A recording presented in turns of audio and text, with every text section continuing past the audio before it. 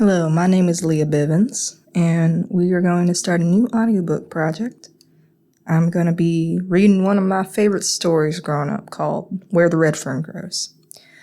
It was the first book that made me cry. I think I was about in 5th grade, and I couldn't help but cry at my desk knowing the ending, which is, I won't spoil it for you, but it's pretty famous, and it's a bit gut-wrenching. Now, the paperback that I have sitting on my lap has a good few, about 300 pages, so we're going to go this nice and slow. This is my first recording session, but I'm looking forward to it. So, this is Where the Red Fern Grows by Wilson Rawls, narrated by yours truly, Leah, and I really hope you enjoy the show. We have a foreword from Mr. Rawls. To my wonderful wife, without whose help this book would not have been written. Chapter 1.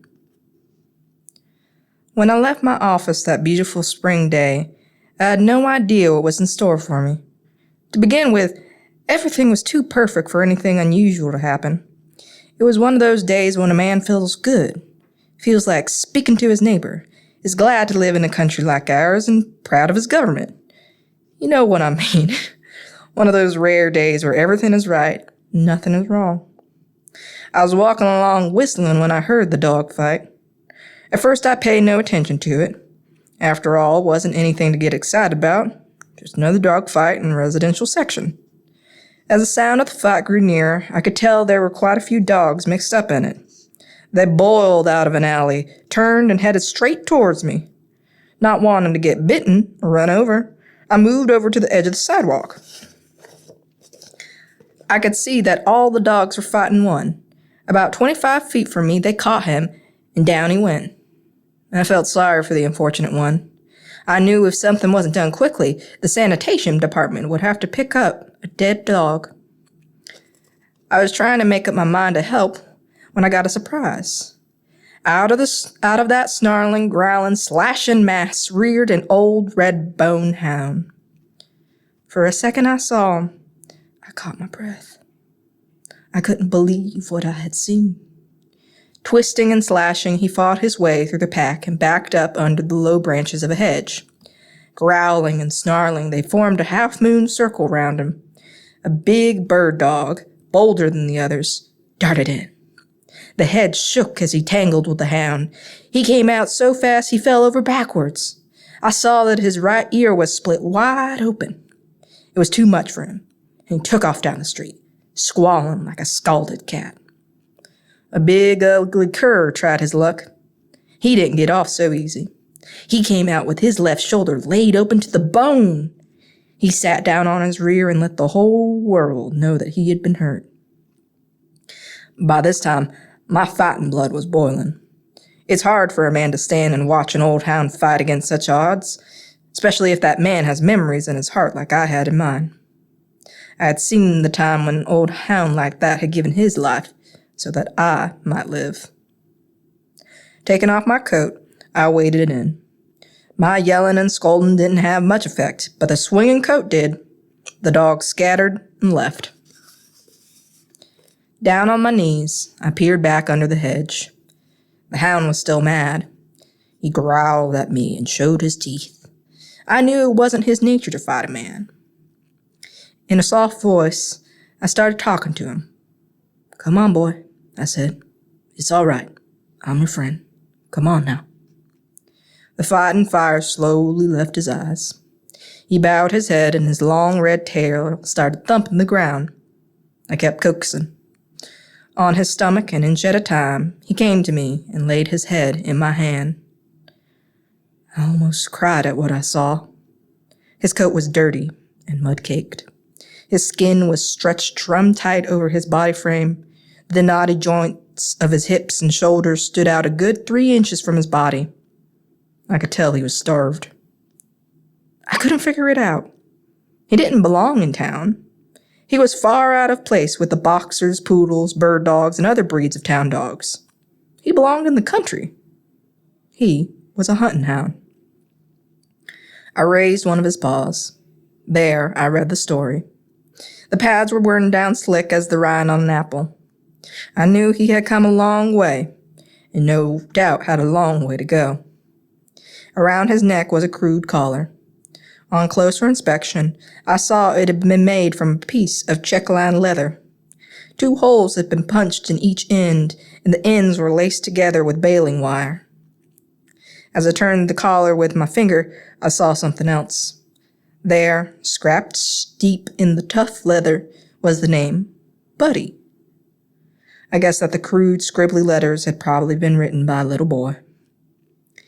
It's strange indeed how memories can lie dormant in a man's mind for so many years. Yet those memories can be awakened and brought forth fresh and new just by something you've seen or something you've heard or the sight of an old familiar face. What I saw in the warm gray eyes of the friendly old hound brought back wonderful memories. To show my gratitude, I took hold of his collar and said, "Come on, boy. Let's go home and get something to eat." He seemed to understand that he had found a friend. He came willingly. I gave him a bath and rubbed all the soreness from his muscles. He drank quarts of warm milk and ate all the meat I had in the house. I hurried down to the store and bought more. He ate until he was satisfied. He slept all that night and most of the next day. Late in the afternoon, he grew restless. I told him I understood, and as soon as it was dark, he could be on his way. I figured he had a much better chance if he left town at night. That evening, a little after sundown, I opened the back gate. He walked out, stopped, turned around, and looked at me. He thanked me by wagging his tail. With tears in my eyes, I said, "You're more than welcome, old fella, and in fact, you could have stayed here as long as you wanted to." He whined and licked my hand. I was wondering which way he would go. With one final whimper, he turned and headed east. I couldn't help smiling as I watched him trot down the alley. I noticed the way his hindquarters shifted over to the right, never in line with the front, yet always in perfect rhythm. His long ears flopped up and down, keeping time with the jogging motion of his body. Yes, they were all there, the unmistakable marks of a hunting hound. When the alley emptied into the street, he stopped and looked back. I waved my hand. As I watched him disappear in the twilight shadows, I whispered these words. "Goodbye, old fella. Good luck. Good hunting." I didn't have to let him go.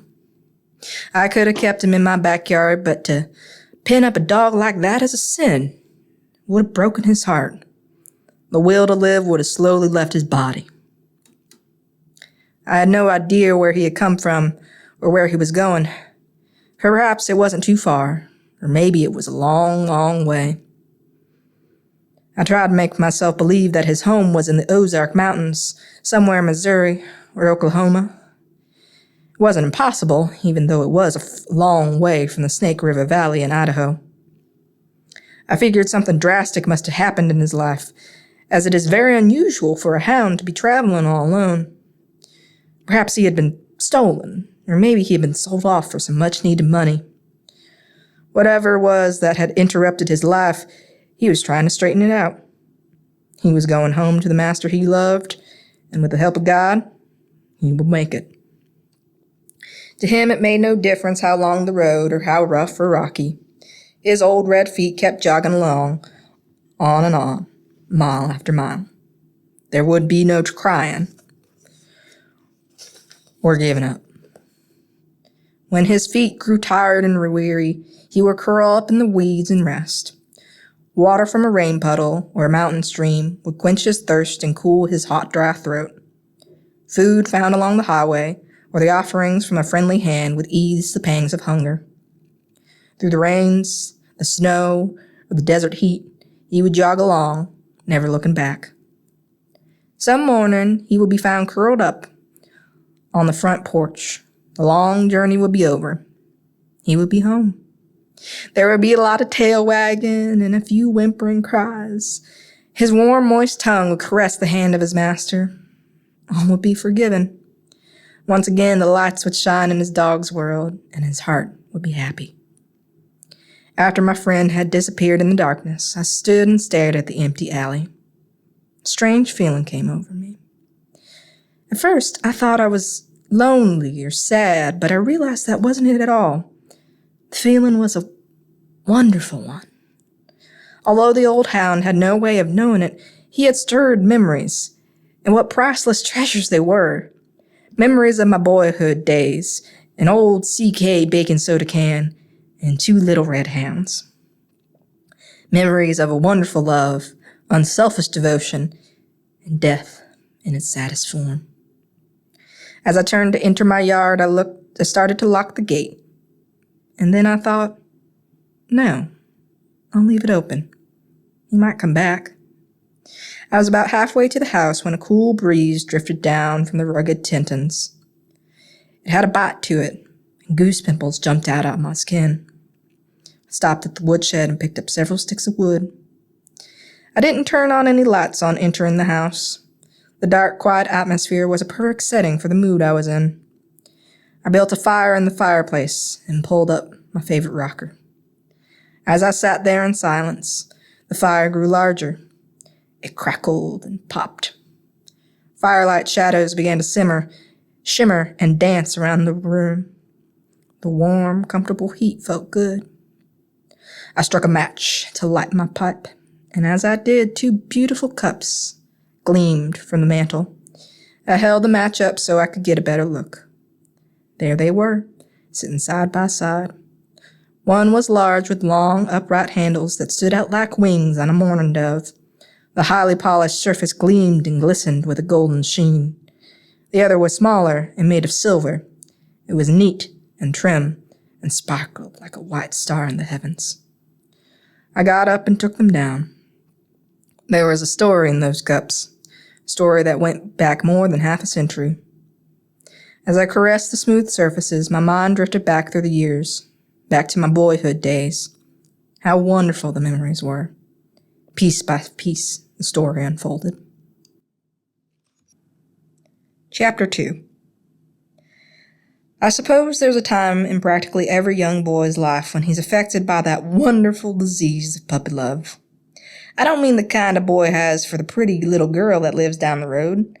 I mean the real kind. The kind that has 4 small feet and a wiggly tail and sharp little teeth that can gnaw on a boy's finger. The kind a boy can romp and play with, even eat and sleep with. I was 10 years old when I first became infected with this terrible disease. I'm sure no boy in the world had it worse than I did.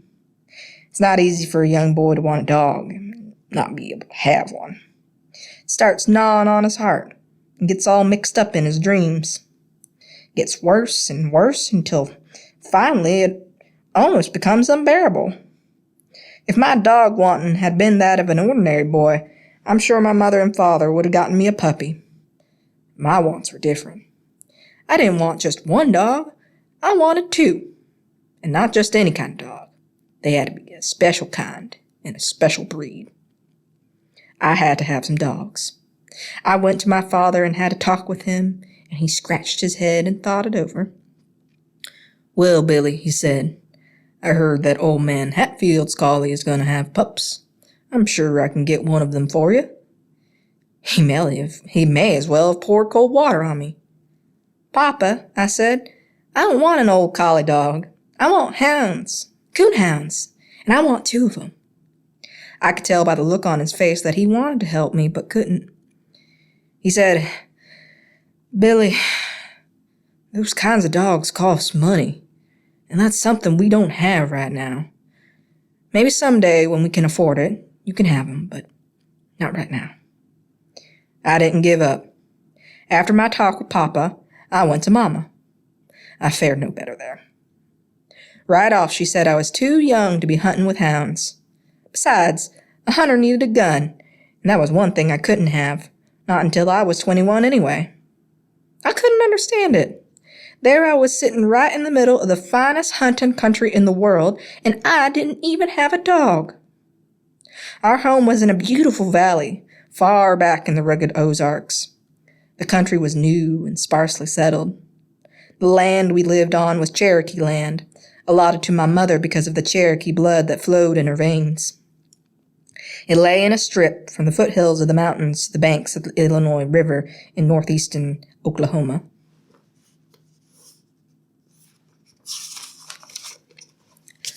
The land was rich, black, and fertile. Papa said it would grow hair on a cross-cut saw. He was the first man to stick the cold steel point of a turning plow into the virgin soil. Mama had picked the spot for our log house. It nestled at the edge of the foothills in the mouth of a small canyon and was surrounded by a grove of huge red oaks. Behind our house, one could see miles and miles of the mighty Ozarks.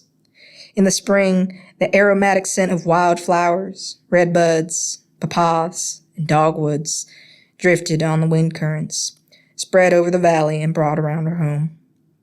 Below our fields, twisting and winding, ran the clear blue waters of the Illinois River. The banks were cool and shady, and the rich bottom land near the river was studded with tall sycamores, birches, and box elders. To a 10-year-old country boy, it was the most beautiful place in the whole wide world, and I took advantage of it all.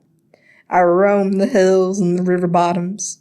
I knew every game trail in the thin cane brakes and every animal track that was pressed in the mud along the river banks. The ones that fascinated me the most were the baby-like tracks of a river coon. I'd lie for hours examining them. Before leaving, I'd take a switch and sweep them all away. These I called my trail looks. The next day I'd hurry back, and sure enough, 9 times out of 10, there in the clean swept ground I would again find the tracks of a ringtail coon.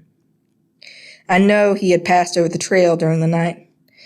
I could close my eyes and almost see him, humped up and waddling along, fishing under the banks with his delicate little paws for crawfish, frogs, and minnows. I was a hunter from the time I could walk.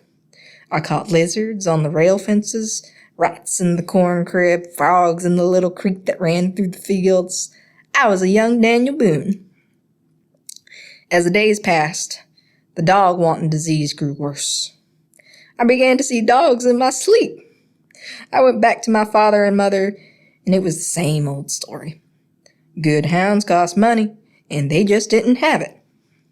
My dog-wanting became so bad I began to lose weight, and my food didn't taste good anymore. Mama noticed this, and she had a talk with Papa. "You're gonna have to do something," she said. "I never saw a boy grieve like that. It's not right. Not right at all." I know, said Papa, "and I feel just as badly as you do, but what can I do? You know we don't have that kind of money."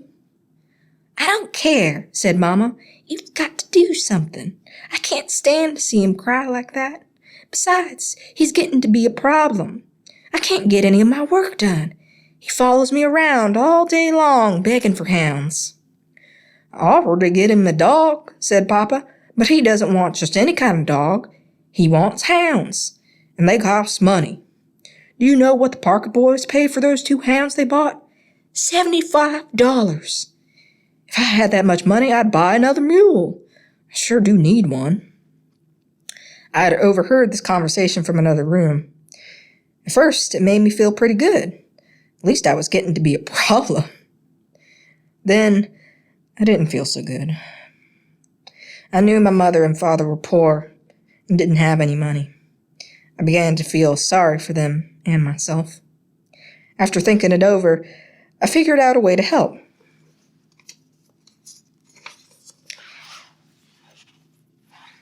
Even though it was a great sacrifice, I told Papa I decided I didn't want 2 hounds. 1 will be enough. I saw the hurt in his eyes.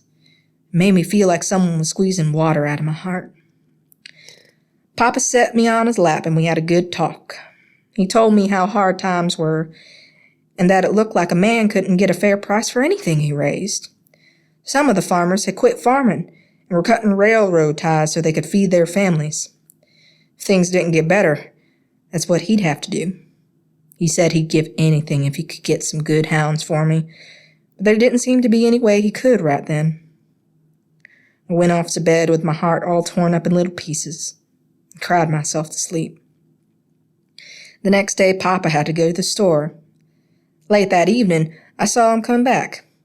As fast as I could, I ran to meet him expecting a sack of candy. Instead, he handed me 3 small steel traps. If Santa Claus himself had come down out of the mountains, reindeer and all, I would not have been more pleased. I jumped up and down and cried a whole bucket full of tears. I hugged him and told him what a wonderful papa he was. He showed me how to set him by mashing the spring down with my foot and how to work the trigger. I took them to bed with me that night. The next morning, I started trapping around the barn. The first thing I caught was Sammy, our house cat. If this didn't cause a commotion. I didn't intend to catch him. I was trying to catch a rat, but somehow he had come nosing around and got in my trap. My sister started bawling and yelling for Mama. She came running, wanting to know what in the world was going on. None of us had to tell her. Sammy told her with his spitting and squalling. He was mad. He couldn't understand what that thing that was biting his foot, and he was making an awful fuss about it. His tail was big as a wet corn cob, and every hair on his small body was sticking straight up. He spit and yowled and dared anyone to get close to him.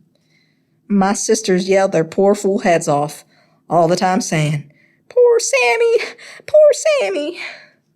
Mama shushed them up and told me to go get the forked stick from under the clothesline. I ran and got it. Mama was the best helper a boy ever had. She put the forked end over Sammy's neck and pinned him to the ground.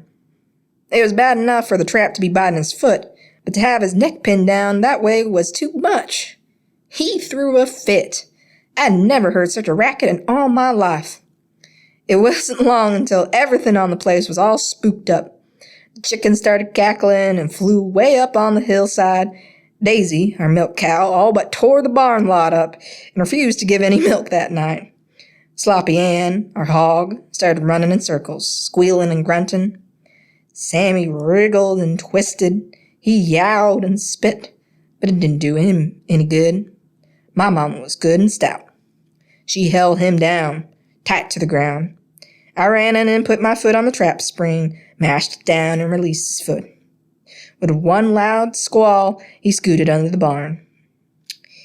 After it was all over, Mama said, "I don't think you'll have any more trouble with that cat.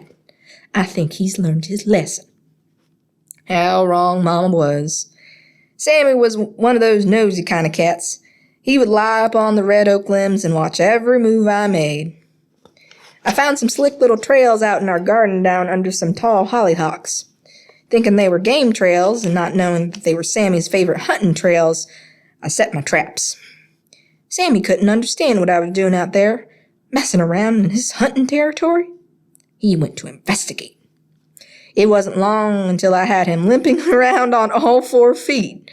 Every time Papa saw Sammy lying around in the warm sun with his feet wrapped up in turpentine rags, he would laugh until big tears rolled down his cheeks.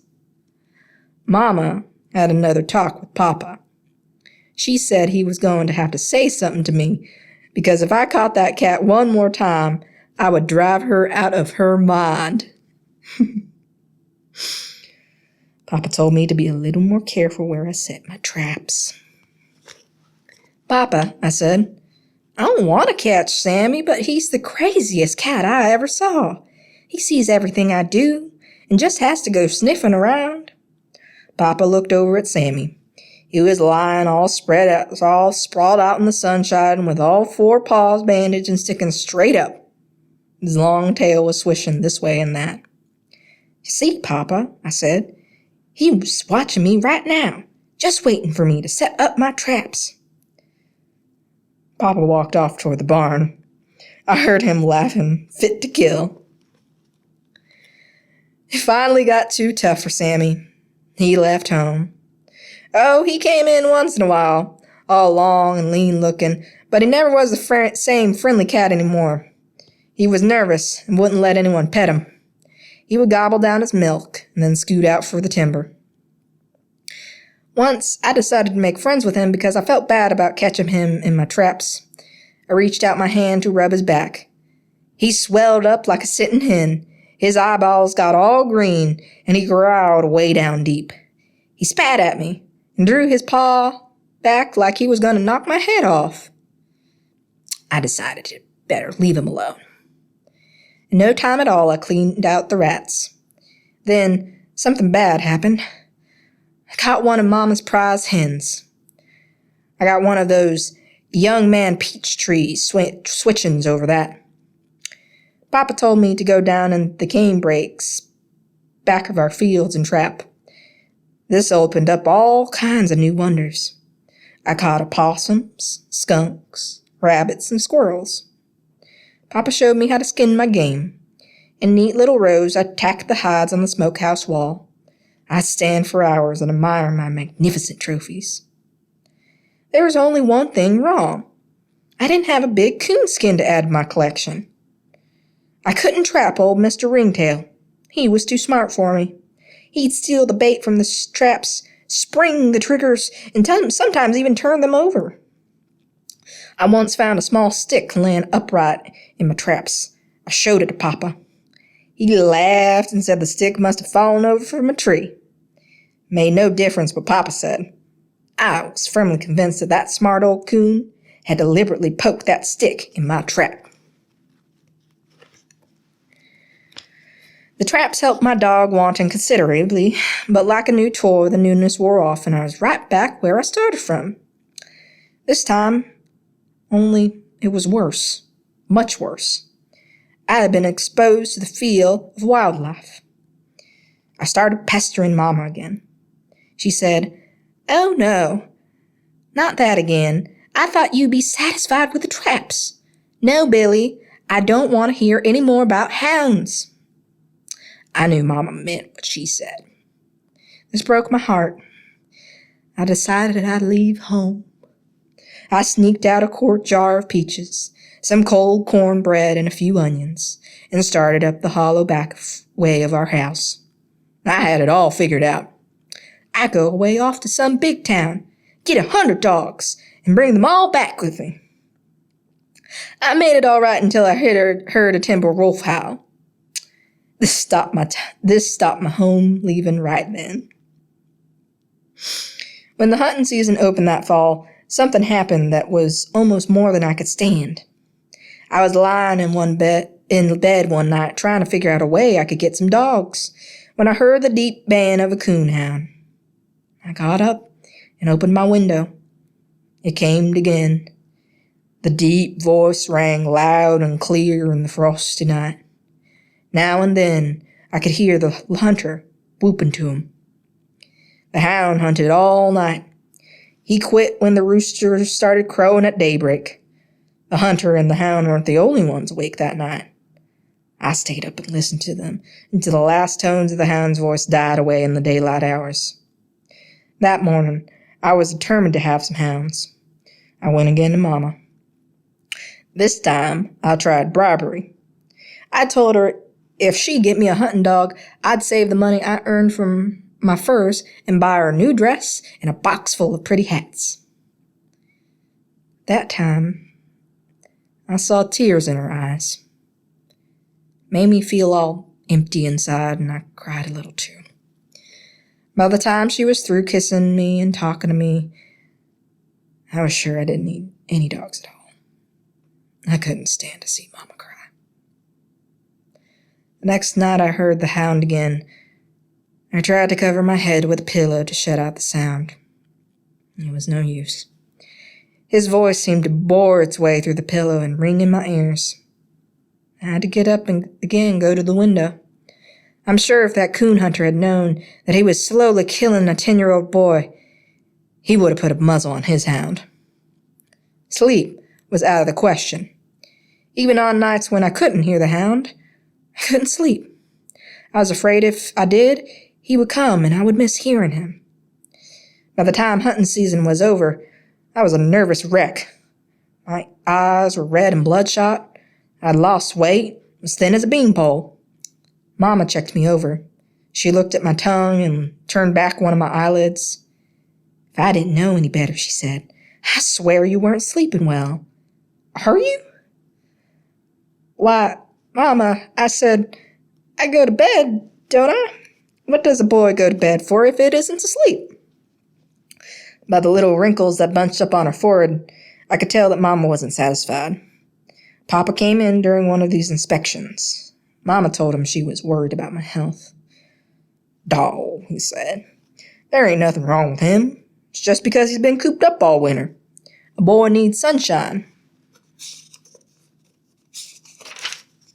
and exercise.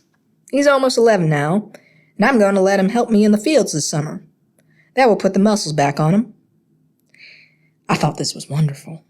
I'd finally grow up to be a man. I was going to help Papa with the farm.